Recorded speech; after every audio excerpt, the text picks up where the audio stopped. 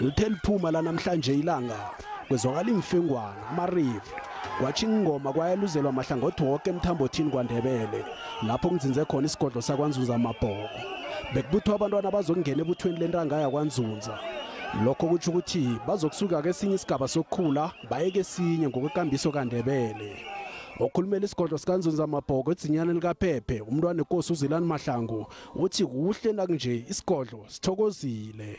Namhlanje sikuhle kwethu abantwana bayakhuliswa abantwana bayokwela babuye ekweleni bamasokana amatshatsha. Abo baba babonakele bafaka imporiyana zembongo zemakhabo bathwele nemtshotsho baphethe inronga nenrende zabo bawoza njengenyosi zesimana bathi bathabe kwamambala njengoba baphethe ngambili nje. Ichaba zifunda ukuthi amasiko zifunda amasiko ukuthi ngobe nomunye unesiko lakhe. Abosobesaba bathemsile ukuthi bazokwenza isiqiniseko sokuthi abawuphula umthetho abawuthole ngesigodlweni.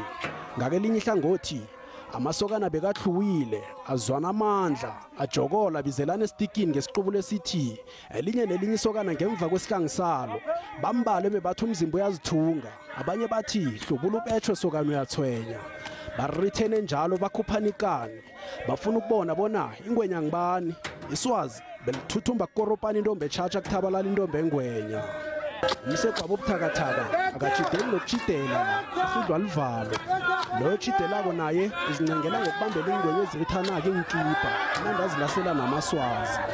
Ingwenya zomdlalo weswazi lo zithi umsana wokukhuliswa akakhutshwa ngesidu lokho nakaphumako. Iswazi fuze lithuthumba isihlangu sisale singasenaboya.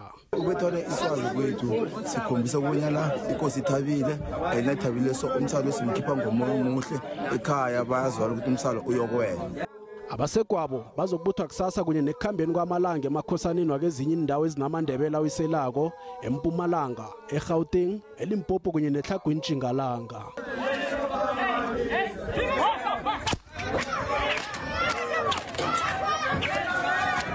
NginguComfort Masombuka eAuckland Park eJohannesburg.